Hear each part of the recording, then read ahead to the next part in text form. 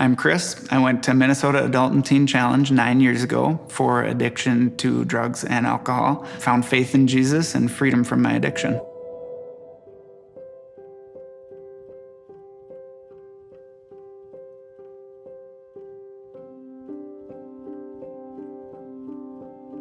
When I was about 13 years old, my older brother committed suicide, and that kind of split our family.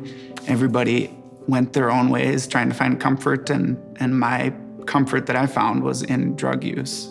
Got expelled from a Catholic school in 8th grade, went to a new school, and everybody would come to me and be like, "Aren't you the kid that got expelled for pot? Can you get me some?" And that just became an easy identity. So from the age of 13 to 25, I was basically high every single day of my life. And the last 2 years was using meth every single day.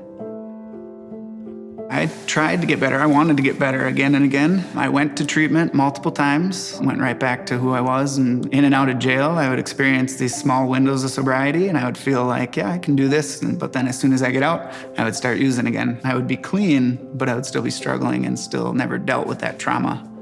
I think it was 9 years in prison that I was looking at towards the end of my addiction.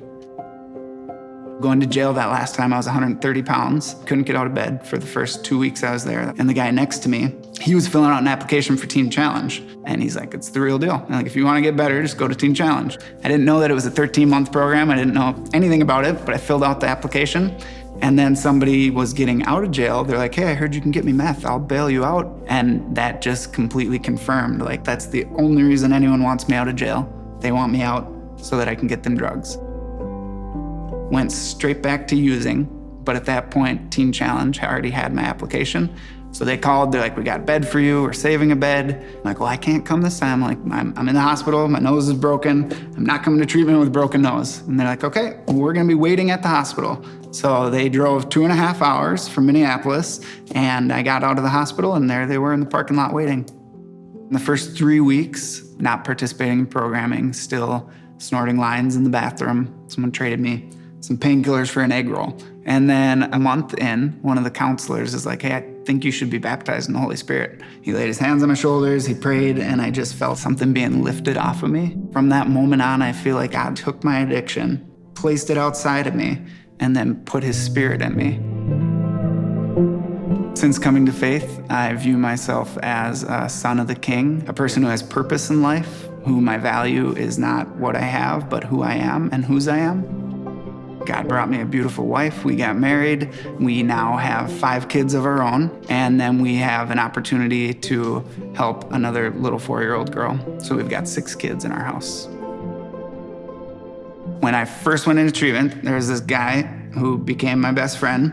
His father-in-law opened up a Red Savoy Pizza, and we both got hired on there. The guy's like, "Yeah, you guys don't really deserve this, but I'm gonna open this restaurant and let you guys run it."